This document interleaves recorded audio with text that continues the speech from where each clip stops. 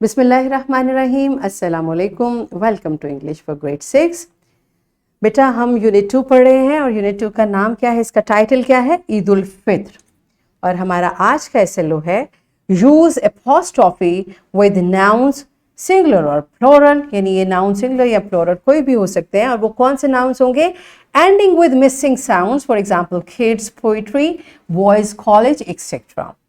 इससे पहले और साथ में punctuate sentences and short paragraphs correctly using capitalization, parenthesis, exclamation mark, full stop, apostrophes and commas। ये हमारे आज के SLOs हैं। ग्रेड 5 में हम ऑलरेडी पंक्चुएशन मार्क्स के बारे में पढ़ चुके हैं। Use apostrophe for indicating possession, the cook's pipe, Tima's toy, Tima's toy, the cook's pipe, etc., the children's toy, a week's holiday, and in contraction, it's raining. So, हम already apostrophe के two uses to show possession and in contraction we have studied. So, we are going to learn further. Let's start with the name of Allah subhanahu wa ta'ala. Allah ta'ala surah Al-Fatiha में verse 1 till 4 में फरमाते हैं, In the name of Allah, the most compassionate, most merciful, all praise is for Allah, Lord of all words, the most compassionate, most merciful, master of the day of judgment। जी बेटा बहुत strong message है कि तमाम तारीफ अल्लाह ताला के लिए है और the name of Allah, the most compassionate, and all the praise is for Allah subhanahu wa ta'ala। और अल्लाह ताला इस तमाम दुनिया के मालिक हैं। He is the master of the day of judgment, right? और बेटा हम अब ये देखें, जब इसको पढ़ते हैं पंक्चुएशन का मकसद क्या है। यहाँ कॉमा है, इसका मतलब है यहाँ आपने you have to take a short pause, या थोड़ी देर के लिए हमने रुकना होता है। ये पंक्चुएशंस इसलिए लगाए जाते हैं। और अगर हम पंक्चुएशन ना लगाएं, यहाँ कॉमा ना हो, हम रुके ना, तो ये सारा मीनिंग चेंज हो सकता है, राइट? इसलिए जो पंक्चुएशन मार्क है वो हमारे लिए इंपॉर्टेंट है और उनको फॉलो करना भी इंपॉर्टेंट है। जहाँ कॉमा है वहाँ पे you have to take a short pause, जहाँ फुल स्टॉप है वहाँ आपने रुकना है। इस तरह से हर पंक्चुएशन मार्क का एक फंक्शन है which we are going to recall today. Okay, so why we need to learn it? Clear punctuation and shows that messages are comprehensible and free from ambiguity। कोई इसमें हमें गलत फहमी नहीं होती, ठीक है? और essential for strong writing, reading and comprehension, right? So सबसे पहले हम आज डिस्कस करेंगे apostrophe को।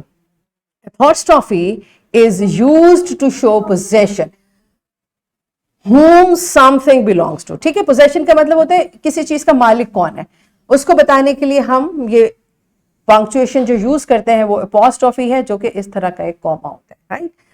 For instance, in the following sentence, the pencil belongs to Shabina। यानी आप एक पेंसिल जो शबीना की है वो बताना चाह रहे हैं, तो आप कैसे उसको लिखेंगे? The pencil belongs to Shabina was on the table। ये आपका थीम है। अब इसका आप सेंटेंस कैसे बनाएंगे? Shabina's pencil was on the table। अब इतना लंबा ये पेंसिल बिलोंग टू शबीना लिखने के बजाय अगर हम ये अपॉस्ट्रोफी एस लगाते हैं और उसके बाद पेंसिल लिख देते हैं, तो इसका ऑलरेडी मतलब है कि एक पेंसिल जिसकी मालिक शबीना है वो कहाँ थी? was on the table। Do you understand? This is how we use apostrophe to show possession। For showing possession, we add an apostrophe to the end of the word, then adds s। The loins paws were big। Okay? अब ये loins paws means जो शेर है उसके पंजे बहुत बड़े थे। The cat's whiskers twitched। The dog's tail wagged। Okay? बेटा अब ये apostrophe ऐसा हमें बता रहा है कि हम क्या बात कर रहे हैं, किसकी मलकियत की, किसकी possession की बात कर रहे हैं। If a singular noun already ends in s, अब ये एक an apostrophe is placed after s but we do not add further s। क्या मतलब है? आप एक वर्ड यूज करें, एक नाउन यूज करें जो जिसके एंड पर ऑलरेडी s है, तो क्या उसमें apostrophe के बाद s लगाएंगे? नो। क्या करेंगे? जैसे ये ऑक्टोपस है, ऑक्टोपस ऑलरेडी s के ऊपर एंड हो रहा है, तो हमने कहना है ऑक्टोपस के टेंटिकल्स मींस ऑक्टोपस टेंटिकल्स। अब हमने क्या किया कि हमने इस एस के बाद सिर्फ अपॉस्ट्रोफी लगा दिया और दोबारा एस लिखने की हमें जरूरत नहीं है। The rhinoceros horn was sharp. अब अगेन क्योंकि ये एस पर एंड हो रहा है तो सिर्फ आपने अपॉस्ट्रोफी एक लगानी है। सुंदर्स कार इज ब्यूटीफुल, ये सुंदर्स जो कि एक लड़की का नाम है, तो इसमें क्योंकि ऑलरेडी एस पे एंड हो रहा है तो इसके लिए सिर्फ आपने अपॉस्ट्रोफी लगाना है, दोबारा एस नहीं लिखना। Plural possessive. A plural noun means more than one, boys, cats, monkeys. और हमें पता है कि plural बहुत से nouns already s पर end होते हैं.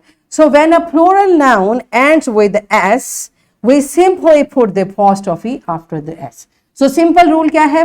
कोई भी noun जो s पर end होता है उसके apostrophe लगाने के बाद दोबारा से s नहीं लगाते, that becomes wrong. All right, so the house belong to the wolves, it becomes the wolves house. अब ये wolves जो है ये already plural है, आपने सिर्फ apostrophe लगाना है, तो it means the house belongs to wolf. Understand बेटा?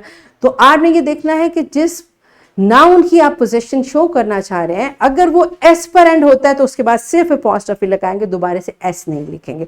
लेकिन अगर वो एस के अलावा किसी भी और वर्ड पर है तो हम अपॉस्ट्रोफी के बाद एस भी लगाते हैं। Understand? Alright, so let's practise it from your book.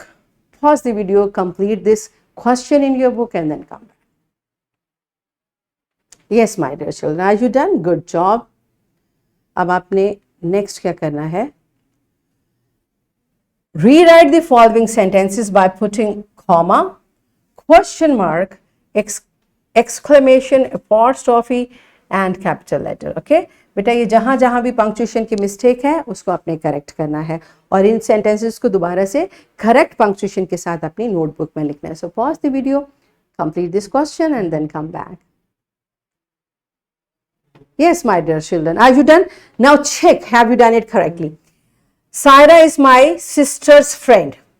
आप देखें इसमें क्या क्या मिस्टेक है, आपने कैसे लिखा है? Saira with capital S, my sisters तो यहां पर अपॉस्ट्रोफी ऐड हो जाएगी और अपॉस्ट्रोफी एस से पहले और फ्रेंड के बाद फुल स्टॉप। तो ये तीन मिस्टेक्स इसमें हमने करेक्ट करनी थी, राइट? अब अपना सारा आप काम चेक करें और अब हम इसको एक एक्टिविटी के साथ प्रैक्टिस करेंगे। Divide class into 2 teams. Teacher आपने पूरी क्लास की 2 टीम्स बना देनी है। 1 team will write sentences on board, एक टीम ने सेंटेंस लिखना है and other will put punctuation on these sentences. और बेटा एक दूसरे को चैलेंज दें, देखते हैं कौन ज्यादा अच्छा पंक्चुएशंस को अंडरस्टैंड करता है। Pause the video, enjoy the activity and then come back. Yes my dear children, are you done with it? Good job बेटा, आप लोग तो बड़े स्मार्ट हो, वेरी गुड। अब आपका होमवर्क क्या है? आप right 10 sentences using all the punctuation marks that you have learnt in this lesson. Okay? और ये एक आपकी वर्कशीट है टीचर्स, इस वर्कशीट को आप प्रिंट करें और बच्चों को प्रैक्टिस के लिए प्रोवाइड करें ताकि वो पंक्चुएशंस को अच्छे से मजीद प्रैक्टिस कर सकें।